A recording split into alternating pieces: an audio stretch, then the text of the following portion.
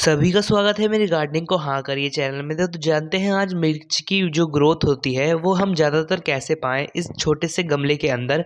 तो मिनिमम हमारा गमला है 12 इंच का।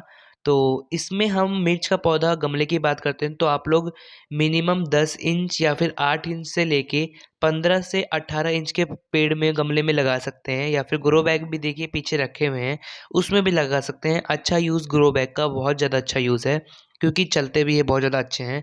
तो देखिए अगर नर्सरी से आप लोग पेड़ लेकर आते हैं तो उसमें तो फल फूल आने लगते हैं, लेकिन जो हमारे घर पे तैयार किए गए पेड़ होते हैं उसमें कम फूल और बीज गिरना और फूल ना या फल ना बनना, ऐसी समस्या अगर आती है तो इसका हल करने के लिए आप लोग मेरी वीडियो को पूरा देखें। तो धन्यवाद हमारे इस वीडियो में आने के लिए। तो वीडियो को शुरू करते हैं। सबसे पहले तो मिट्टी को हल्का हल्का हटाना है। अगर आप लोगों के पास मिर्च के पौधे में ऐसा कुछ है कि पत्तियां अकड़ गई हैं तो उसमें आप लोग हल्दी का स्प्रे कर सकते हैं, जो आप लोगों को किचन में मिल जाएगा आराम से। या फिर आप लोग हींग का भी स्प्रे कर सकते हैं। जो हींग होती है छोटी डिब्बी, उसका पानी में भरिए या फिर 5-10 मिनट तक पानी में डिबो के रखिए। उसके बाद में एक बोतल में छेद करके आप लोग कर सकते हैं स्प्रे इस पेड़ के अंदर। तो देखिए वो जो सूखी पत्तियां अगर अकड़ जा रही हैं तो उससे आप लोगों को राहत मिलेगी और पेड़ अच्छा सर्वाइव करने लग जाएगा। और दूसरे टॉपिक पर हम बात करने जा रहे हैं कि पेड़ के फूल गिरने की समस्या बहुत ज़्यादा आती है। तो ये पेड़ की कैल्शियम को दर्शाता है और पेड़ की जो कमियां होती हैं मेन वो होता है। तो जब हमारे पास फूल आते हैं तो पेड़ राख मांग रहा होता है, राख। जो हमारे पास लकड़ियों के राख होते हैं या फिर काव डंग के राख होते हैं, जो गोबर के उपले होते हैं उनके राख होते हैं, तो उनको पानी में मिला के आप लोग डायरेक्ट दे सकते हैं पेड़ को।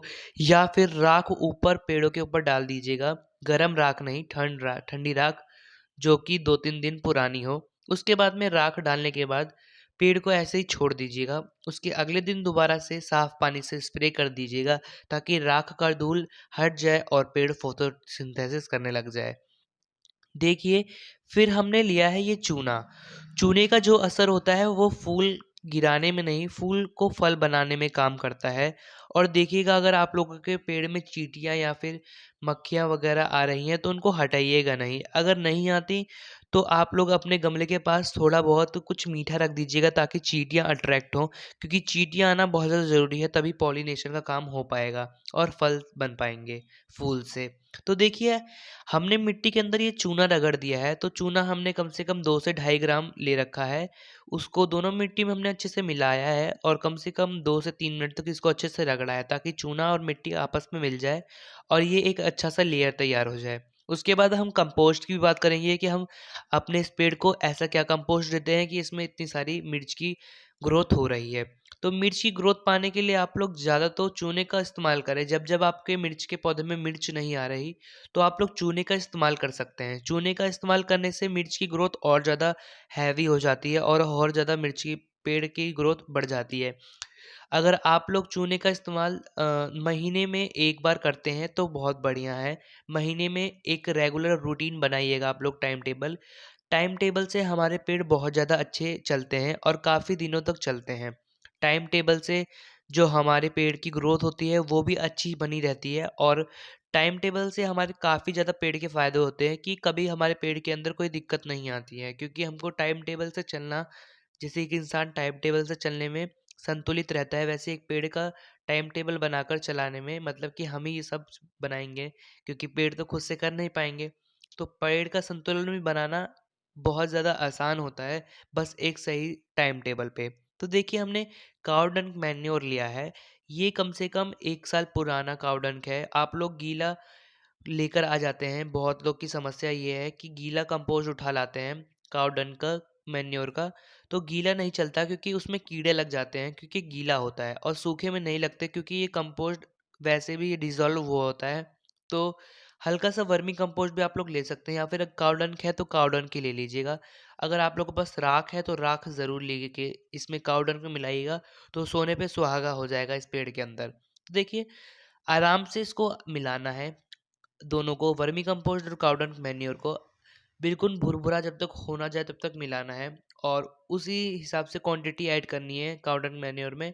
उसके बाद में हमने लिया कोकोपीट। कोकोपीट क्या करेगा, जो हम कोकोपीट डालेंगे उसके अंदर, तो ये मिट्टी की पानी की नमी को मेंटेन करके रखेगा, जिससे कि क्या होगा, हमारे पेड़ अच्छे से सर्वाइव करेंगे और पेड़ का जो भी एक्स्ट्रा पानी है वो नीचे से निकल जाएगा और नमी बनी रहेगी पेड़ के अंदर। और ऐसे ही काउडंग मैन्योर और नीम खली और कुछ बोन मिल भी मिला सकते हैं आप लोग, अगर आप लोग राख नहीं मिला रहे तो बोन मिल की उपयोग भी हम राख की जगह पर कर सकते हैं। तो राख लोग आप लोग ले सकते हैं, या फिर आप लोग पानी में डाल के कर दीजिएगा, या फिर एक्स्ट्रा ही, अगर आप लोगों को बोन मिल से कोई दिक्कत है तो फिर आप लोग राख ही डालिएगा। तो देखिए हमने दोबारा से उतना ही चूना ले लिया है, कम से कम 4 से 5 ग्राम, क्योंकि दोनों में डालना है, और इसको अच्छे से हाथ से मिलाया है।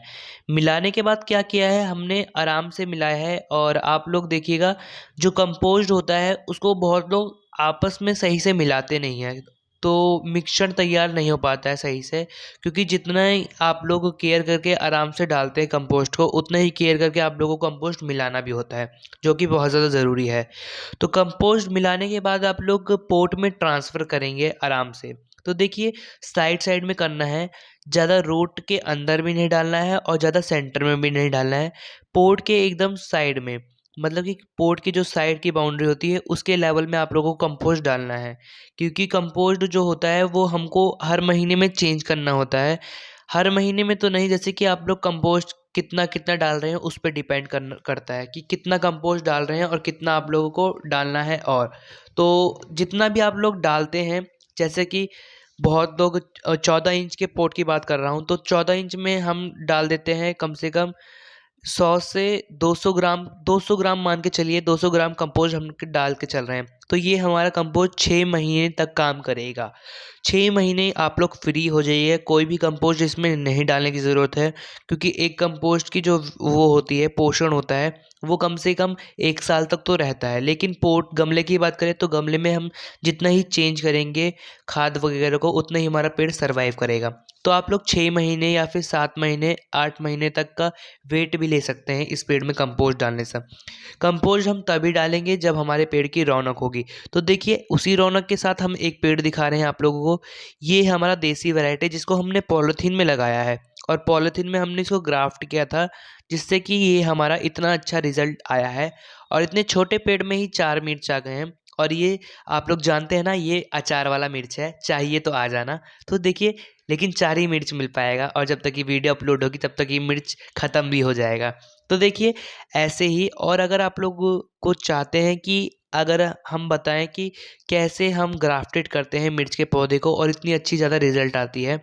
और देखिए, अगर आप लोग नर्सरी से पेड़ लेकर आते हैं तो नर्सरी से पेड़ लाए हुए जो उसमें फल लगते हैं उसको तोड़ दीजिएगा, क्योंकि जब नया पेड़ लगाते हैं आप लोग, तो जो उसका पोषण होता है वो पेड़ में लगाए पेड़, इस वजह से उस फल को तोड़ दीजिएगा। चाहे 1 फूल आए, 2 फूल आए, 3 फूल आए या फिर 4 फूल आए, फूल को नहीं तोड़ना है, फल को तोड़ना है। फल बन रखा है तो उसे तोड़ लीजिए, हार्वेस्ट कर लीजिए, वरना फूल को वैसे ही छोड़ दीजिएगा। और पेड़ शाम के टाइम या फिर सुबह के टाइम लगाइए, सुबह 6 बजे से पहले, शाम 5 बजे के बाद। तो देखिए ऐसे ही करते रहिए और गार्डनिंग को हाँ करते रहिए। धन्यवाद, मिलते हैं अगली वीडियो में नए कंटेंट के साथ। धन्यवाद।